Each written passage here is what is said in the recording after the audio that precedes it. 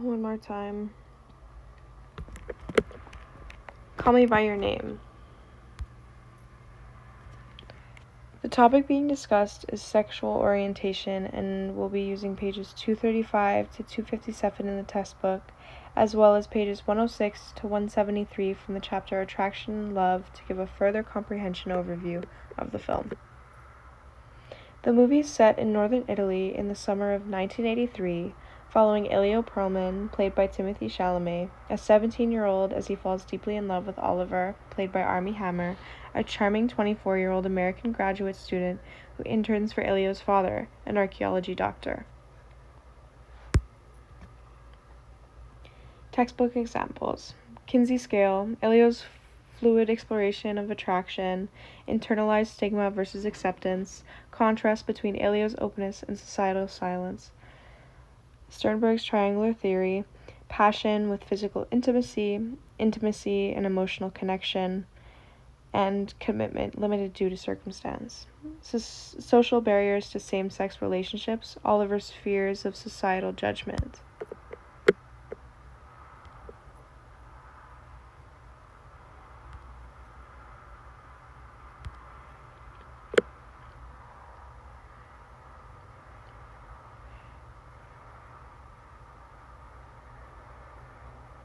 Psychologist Robert Sternberg said love has 3 parts: passion, intimacy, and commitment. Most great love stories have all 3, but for gay couples in the 1980s, commitment was often impossible. Passion. Their chemistry is undeniable. The tension builds slowly, glances, teasings, and finally giving into the desire within the film. The peach scene isn't just about sex, it's about trust and vulnerability, which makes their passion deeper than just physical attraction.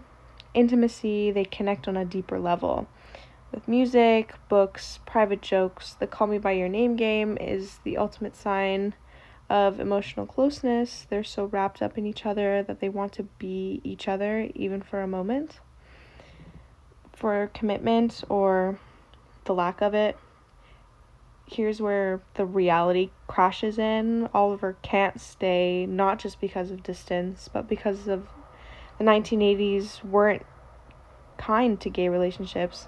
There's no future where they get to be openly together. Oliver eventually marries a woman, not necessarily because he wants to, but because it's what's to be expected of him.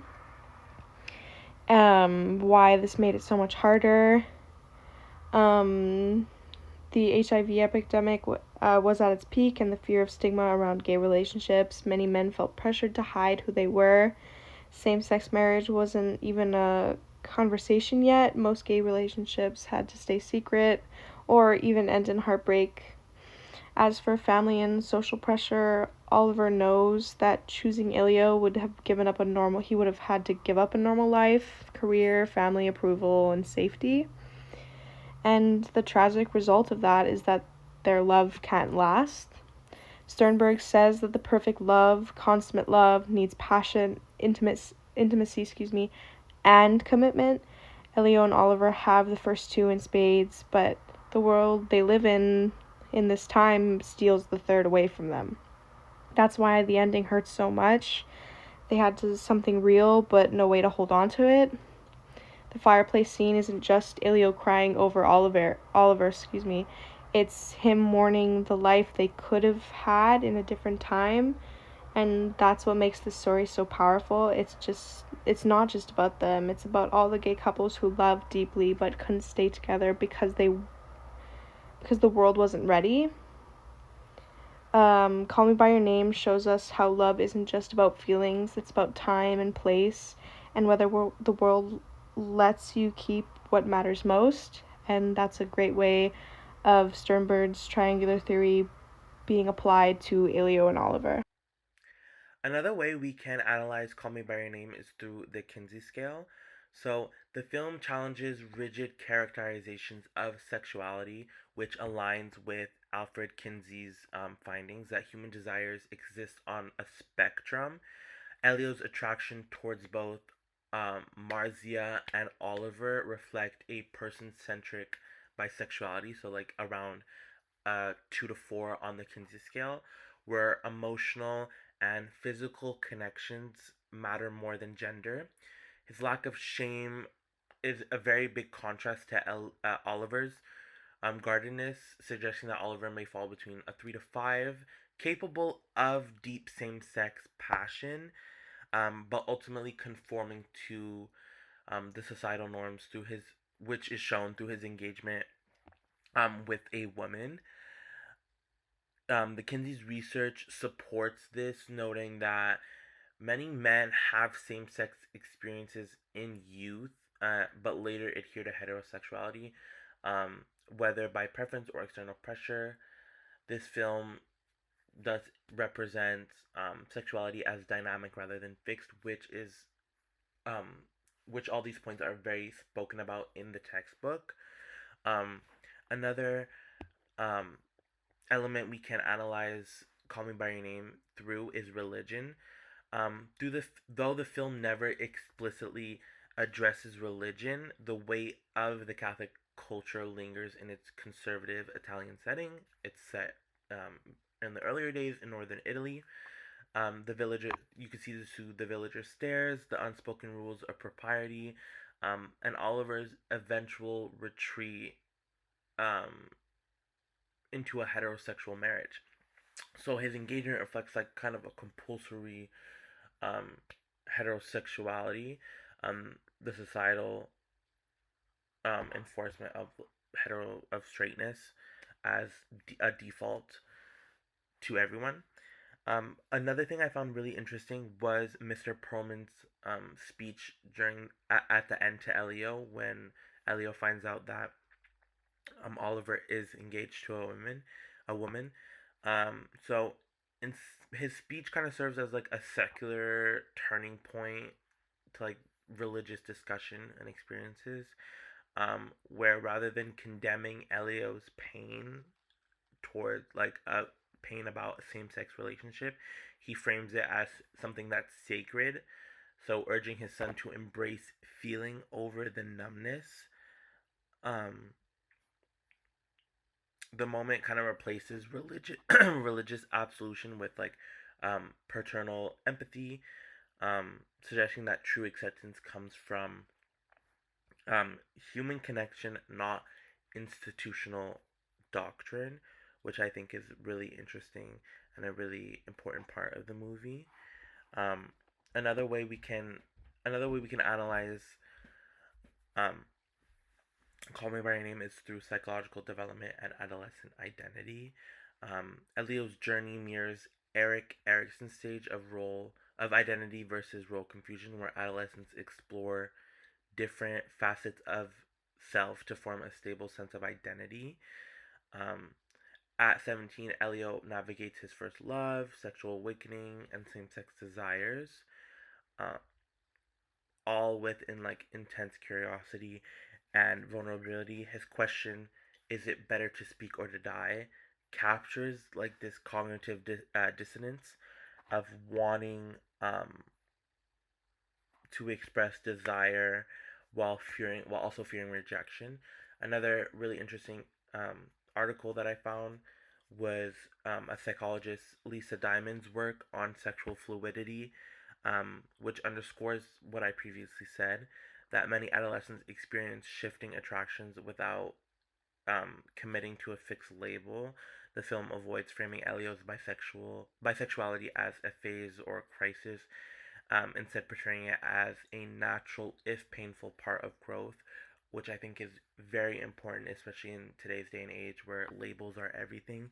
To know that um, it's okay to explore and it's a natural part of humans to explore their sexuality and to explore gender and all these different um, complex things, because that's how we kind of form our identity and understand who we are as people.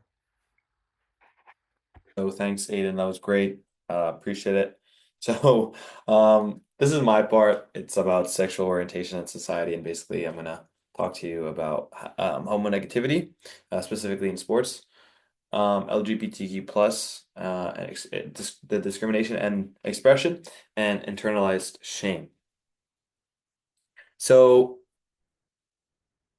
homonegativity and fear of judgment. So one thing I learned basically is that homonegativity is essentially a negative attitude towards LGBTQ plus people. It's still very present, and we could see this especially in areas like sports. So a study done by Kitchen found that 81% of people have seen or experienced homophobia in sports. Um, uh, and 86% of gay youth. Um, yeah, Ethan, I want to restart. I want to restart. You're gonna have to cut that minute out. It was literally a minute.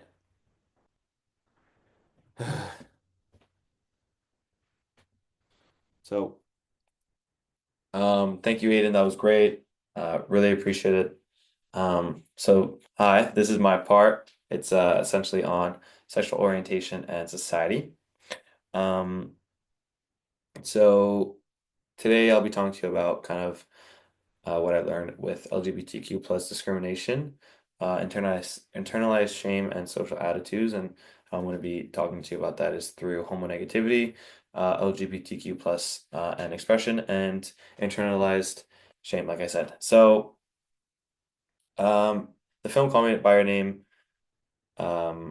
When I first kind of watched the movie, I found it very like beautiful and sad, and it was like an amazing love story.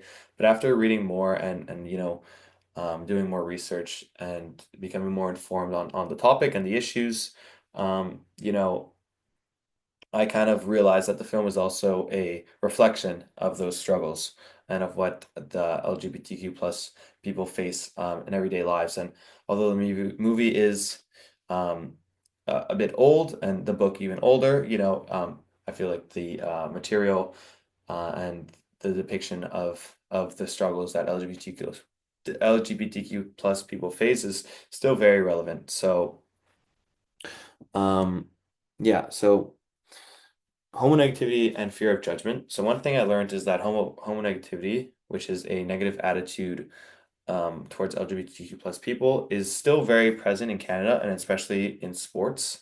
So a study done by Kitchen found that 81% of people um, had seen or experienced some sort of homophobia in sports. And on top of that, 86% of gay youth said they weren't open to their teammates. Um, and that kind of really helped me this really helped me understand basically what Elio and Oliver are kind of dealing with, because we see them struggling with it throughout the film. Um, how he kind of like Elio kind of uses vague um, vague language or awkward moments to test if Oliver kind of feels the same way. So he drops hints, as I say. And one moment is kind of when he tells Oliver, "I know nothing, Oliver," and nervously asks Oliver if he knows what he means. And this kind of mirrors LGBTQ plus youth, uh, as they kind of often communicate indirectly because they don't feel safe being open. And Oliver too pulls away at times, and one time he says, "We haven't done anything wrong," and this kind of shows that he's trying to convince himself that it's okay while clearly feeling conflicted. Um, Another important thing I learned was that how important it is for LGBTQ plus people kind of to have a safe space where they can express themselves freely without any fear. And according to Ego Canada, a study found that 62% of LGBTQ plus students don't feel safe in schools, and many are being bullied just because of their identity. So um, this so if we relate this to the movie in Call Me by Your Name, Elio and Oliver can't be seen by themselves or can't be by themselves in public or even at home.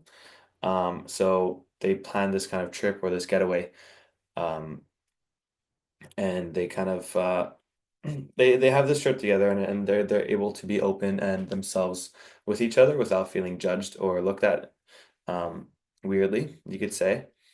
And it really made me just think of how many queer people have to kind of leave their daily lives and escape just to be themselves. And it's that's how yeah. Next slide. Internalized shame. So one really important thing is comes from Dr. Raheem Tower, um, who wrote about shame, uh, who wrote about shame affecting queer men. And he explains that growing up in a world where it devalues your identity, you kind of leads to like emotional issues, and it could even like lead to a bunch of psychological issues. Some of them being like low self-worth, defensiveness, emotional withdrawal, confusion even. And this is strongly kind of related to um, Call Me by Your Name when Elio, specifically with Elio's experience. As you can see, he's shamed and confused, and it kind of builds up inside of him throughout the movie, and he hides his feeling and acts like everything's okay, but in reality, he keeps breaking down, and he breaks down when Oliver leaves, especially he breaks down especially when Oliver leaves. In the final scene where you see Elio sitting by the fireplace, and he's crying silently by the fire, you know, it kind of reflects how um, the shame you feel, or the shame that society kind of makes you feel for being gay. And after doing all this research and reading articles, and rewatching the movie after I've done all my research, the scene it's so much more powerful, um, and has so much more of a powerful meaning. Um, so putting it all together, this research really made me it really helped me realize that Call Me by Your Name isn't just like some typical Hollywood romance, but it's more of a reflection, a bit based off of LGBT with like many LGBTQ plus people, and it's realistic in the sense of what they go through and experience and how they experience love and identity. And yeah, for me, what makes this movie so powerful is it helped me, I guess, more feel it made me feel not to the full extent, but to some extent what LGBTQ plus youth live with and the weight of like hiding who they are to society. Um, makes it really, and even like with intimate relationships, it's just, yeah, it's very powerful and it's a very deep movie. Thank you. So, hi everyone. My name's Ethan. Thank you, Sebastian, for the last part. That was very insightful, very good. So, for my part of the presentation, I'm going to be focusing on sexual orientation across a lifespan. Um, a lot of people think that orientation is something that we kind of just figure out in your teens. Like at one moment, it kind of just clicks. But what research actually shows is that it's actually something that develops really over time. And it's shaped by biology, emotion, identity, and even aging. So, sexual orientation refers to who we're actually attracted to emotionally, romantically, and sexually. But it's not just kind of like a label, it's a process that unfolds at different points in life. Today, I'm going to be walking through how orientation is shaped before birth, how it evolves in adolescence, and how it continues to impact people even in their older adulthood until their passing. I'm also gonna bring in three academic sources that I found. I'm gonna be talking about textbooks research from our textbook, and of course I'm gonna be relating it all back to the film Call Me by Your Name to help you explain how this happens in real life. So let's start at the beginning, and I mean way before even human life. Studies have found that over 30% of animal species, including Japanese macaques, engage in same-sex behavior. So, in one example, female macaques mount each other in ways that are specifically designed for pleasure and not reproduction. This tells us that non-heterosexual attraction does exist naturally across not just humans, but all species. And that it's not just about who's available, it's really about the connection. It's really about the connection that sparks it. In Call Me by Your Name, Elio has the option of being with Marta, and he even tries to be with her. But overall, bottom line is he's attracted to Oliver, and that's much more real to him. Like the animals, he doesn't choose to feel it; it's just there. So that's kind of the correlation, and that was found in the textbook. Gone over the whole idea that it's not just between humans; it's actually all species. This kind of gives you a broader look of kind of how it would be looked at through a biological sense. So yeah, let's talk biology. So we actually see twin studies show that 52% of identical twins actually share the same sexual orientation compared to only about 22% of fraternal twins. This points to a very strong genetic influence when it comes to sexual orientation. There's also the fraternal birth order effect, which means that for each older brother a man has, his chances of being gay increase about 33%. Um, and these findings kind of show that orientation is often shaped before we're even born, right?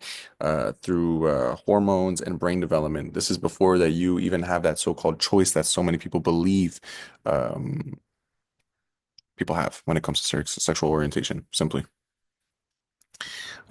This overall explains why Elio's attraction to Oliver doesn't feel forced or learned. He doesn't decide to feel this way, right? It's not something that he's actually choosing to do voluntarily.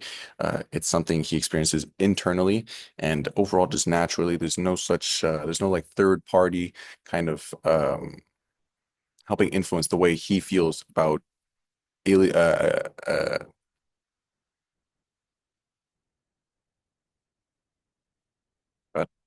resume. Brain structure and hormones. Brain scans also reveal some important differences. Gay men's brains tend to be more symmetrical, like heterosexual women's, and lesbians show brain patterns similar to heterosexual men. Um, the how do you pronounce it? The amygdala, yeah, which helps process emotion and memory, also functions differently based on sexual orientation, which is very interesting. Prenatal, sorry, prenatal testosterone is like a key development factor, and it plays a huge role in shaping these brain habits or these brain traits, I mean. Again, reinforcing that orientation is part of our brains and bodies as they develop. In the film, we see that Elio's emotional sensitivity and reflection is really a big part of the movie. Like when he plays the piano alone or breaks down at the end, could reflect his deeper biological makeup that he kind of puts on as a character. Now we're going to talk about kind of one of the more important slides I find, which is adolescence and development. I find that this slide really kind of summarizes my whole part of the project. Um, Adolescence is when most people first become aware of their orientation. That's just scientifically, that's just proven. Savin Williams and Diamond outline a four-stage coming out process, which I found was really interesting from the textbook. And it kind of goes like this. So, first of all, it's feeling the same sex attraction. You kind of feel something. Two would be self-labeling. Third would be first sexual or emotional contact. And fourth would be coming out to others. So fourth would kind of be the final step. It would mean that you've kind of processed this for yourself and now you're ready to put yourself out there for the rest of the world. You can see that Elio is clearly in stages one and two. He's not really, he has his first contact with he has his first contact sexually, but it's not enough really, I find, to say that he passed just the first two proper steps of coming out, according to Savin Williams. Um, he feels attraction, right? He hesitates and he begins to question himself. That's kind of early on in the movie, right? And we see that process play out through kind of multiple things like body language and silence. This shows that identity isn't instant and it kind of is built over time. Puberty is a kind of a key part of that journey, which is exactly kind of where Elio is in his young life, given his context. Debunking Freud. Freud, sorry. Historically, some people like Freud believe that homosexuality was caused by family issues or unresolved trauma. He kind of thought that it kind of was stripped from these more negative prompts. Um, But research has really found no evidence of that at all, and that's said in the textbook. These ideas are super outdated, but they still affect how society kind of treats LGBTQ plus people, and especially in modern days, it's quite disgusting and sad that people kind of don't see how outdated this kind of ideology and idea is. That's why Elio's father's speech is so powerful. When he says that nature has cunning away ways of finding our weakest spot, he's showing support instead of shame, really. He's rejecting Freud's theory and embracing like a more modern understanding that love and orientation are part of who people are. And I find the beautiful part is that since they're especially coming from a religious background and also in an era where it's much less spoken about and much less expected, um, and also in Italy. So it's kind of like a three for one that it's beautiful to see that his dad kind of puts that all aside and realizes that this is his son. It's the same kid he had, gay or not, really. That's kind of how what it comes down to. This I find is really the most beautiful part of the movie. Sexual identity over time. Sexual identity doesn't stop changing after adolescence, actually. Studies show that many people redefine their sexuality later in life. Labels like queer, pansexual, and two-spirit are common, very common now. I have a ton of friends that kind of label themselves with these. And I think it makes perfect sense that we have all these new terms that kind of include wherever you want, wherever you feel at home, really.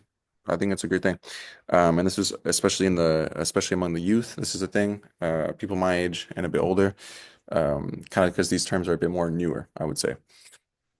One Canadian study found that 28.8% of LGBTQ youth use flexible, non-traditional identity terms. And I thought that was just great because I would 100% agree with that. In Call Me by Your Name, Ilya is still figuring himself out, but Oliver, who's already older, chooses like the more traditional path, possibly hiding part of himself, maybe because he's already a bit older. This shows how people's choices are often shaped by age, time period, and overall societal pressure. He's already kind of, you see, Oliver's already kind of found his place in the world, and he's very respected. He's a very respected individual. He's an intellectual, so people really take him to a certain extent. They kind of see him on this kind of pedestal that I don't think he would want to kind of ruin by potentially putting himself out there. Aging, isolation, and queer lives. A 2022 2024 actually, sorry.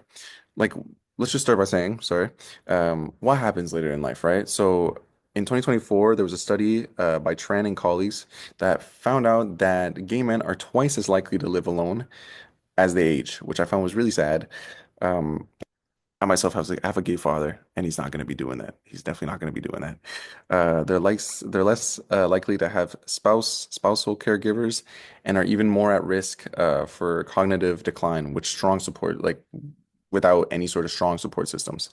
Another study by Colin Danto in 2022 found that older gay men are often seen as younger, but that stereotype can make them invisible in care systems. And this is something that I found really interesting. I actually spoke about this with my dad, and he had a lot to say about it. He said overall that he looked a bit too old to kind of fit that part of the project. But I thought it was really interesting to kind of get this information hands-on and kind of see how a gay man that I'm very close to is able to kind of reinforce the ideas that I have in this project. And I got to give him a shout out. He's kind of helped me out with a couple of these. In the film, we never see Oliver grow old, but we learn he marries a woman, right? And it makes us wonder, did he feel safe living fully as himself, or does this reflect a real issue for many older queer adults? Isolation and loss of visibility, especially in such a time, like you got to think about the era this movie was shot in, not the most reliable. Takeaways in closing. So to wrap up, sexual orientation isn't fixed at one point in life. It's shaped before birth. We looked at that. It unfolds during adolescence and continues to evolve through adulthood and aging.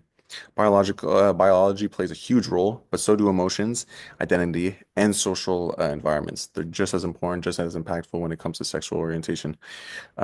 Supports from family, schools, and relationships make the biggest difference. And this is across all stages of life. It's not really secluded to just one part of your life, maybe being young or really old. end of the day, if you have that throughout your life, you're much better well off. Call Me by Your Name shows just one chapter of a young man's queer life, but it reflects a much bigger idea. That orientation is part of our lifelong story. It's not really something that comes from just young age. So there you have it. Thank you for listening. And this wasn't my part. These are my sources. I have 2 to 3 academically sourced from Dawson's library, and of course the textbook, Chapter 9, Sexual Orientation. Thank you.